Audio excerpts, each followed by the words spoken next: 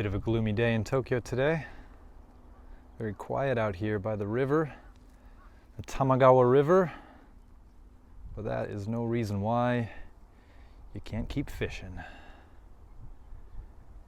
Even on a gloomy day, as they say, just keep on fishing. Yeah, I know, nobody says that. So today I'm going to pay a little visit to one of our customers' cars. I recently picked up at the auction, and when it comes from the auction, it's always a little dirty. Okay, it's filthy. It's a filthy car. I'm going to clean it up a little bit. Hopefully it looks nice, and we'll take a little video of it. And you guys can check it out before we ship it off to Ireland. By the way, if you didn't know, this is what Japan is all about. Organization, separation, following the rules. You got our empty cans here, our bottles there. You got your glass bottles here, and your dangerous goods, including umbrellas, because gotta watch out for those bad boys, everybody knows. And no matter what country you're in, there's always a few rebels, rule breakers. Yeah, glass bottles? I don't think so.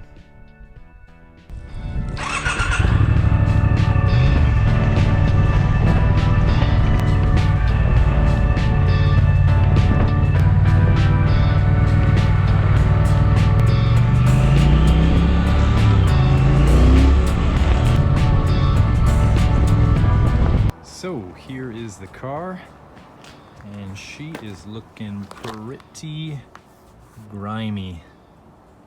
Yeah. All right, so the car is clean, and as you can see, looking much better than before.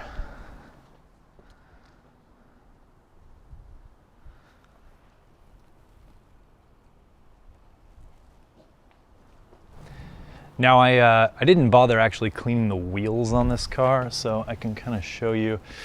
They're pretty dirty, they're kind of nasty and old. They've been scarred up pretty good over the years. And we're actually going to be replacing these wheels for the customer. And actually some of the other worst parts about this car are, well, you know, front bumper, rear bumper. They've seen better days, and they have some interesting mods, interesting choices there. Not gonna hate on the previous owner, but there are more tasteful ways to do this. But for what it's worth, that is the condition of that. And you can also see around the rear bumper, taken a few scrapes and scratches, and this is not uncommon in Japanese life, Japanese driving, narrow roads and all that. Cars tend to have quite a few bumps and scrapes, and particularly you'll find on the side view mirrors, they often have some damage. This one actually looks pretty good, a little scrape maybe, not too bad. This one has seen better days. But overall, yeah, it is a condition 4 car, so it's pretty clean. No major dents or real damage to note, just little scrapes and paint repairs. And then there's the inside of the car. Let's have a look. Again, we have some interesting stylistic choices by the previous owner. He was obviously very proud to have a Nissan. So just in case you forgot what you were driving, it is a Nissan. And if you forget what model it is, it's also here to remind you. It is a Skyline GT. It's not a GT4, but it is a Skyline GT. So here we are. Got a little cover on the steering wheel. Got some other interesting choices here. Quite a tall shift knob, but the transmission shifts really smoothly. Really nice, actually. And overall, interior's in pretty good nick. And again, the previous owner has installed some, well, various apparatus here and there. And well, I think it's pretty obvious what all that does. We all know what these do. I mean, you know, each one of those has got a little purpose. And to be honest, I don't really know what this does. I'm afraid to touch it. Pretty sure one of these fires the missiles. Now, I'm not sure which one it is, so I don't really want to flip it now. But why don't you write to us in the comments which one flips the missiles and where indeed do the missiles come out of. Once we got that solved, we're ready to ship this baby out. So this car is, despite the little additions here in the interior, it is mostly stock, though it does have aftermarket suspension. We've got the paperwork for that here.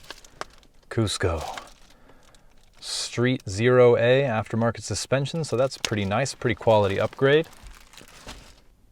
Another key point of this interior that you wouldn't really know unless you have somebody really check it out in person is that it doesn't stink, which is a nice thing because a lot of old Japanese cars do stink, whether they've been smoked in or well, whatever else has happened inside of them. They tend to have a pretty bad smell.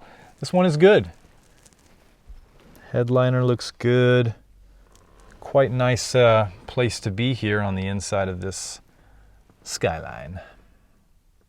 Now I'm going to give the car a start here. Fire it up, and as you can see, the engine temperature is cold, so it hasn't been running recently. And so we'll see what it's like. Give it a cold start. Turns right over. It's a very healthy sounding engine. All right, so just letting the car warm up a bit. In the meantime, we'll take a look back here. And we do have the spare tire and the original tools. And as you can see, no rust problems, no issues back here with the car. And underneath as well, very clean car, really no rust worth mention at all. So it's a very good chassis, and it's going to make a great platform for the new owner. Great platform to build on, a car with low mileage that's been cared for pretty well. Now, of course, I did give this car a bit of a scrub down, but one area that I did not touch is the engine bay. As you can see, that is pretty dusty, pretty dirty, but not dirty in a bad way. I'd say dirty in a good way. So you know that it hasn't really been polished up in any areas where there might have been oil leaks or anything else. It's really just left as is. So that's a good kind of dirty. Yeah, it looks pretty good. No real signs of rust or anything, especially on the strut towers. That's definitely a problem area for these Skylines. But everything looks good, even around the battery. Really no issues. It's a good looking car. I'd say one simple thing that could be done to this car to make it look a little bit newer and nicer is really just the headlights are quite yellowed and showing age. So yeah, a little bit of headlight restoration would make a world of difference on this car. All right, so the engine is up to operating temperature now, so we can give it a little rev and see how it sounds.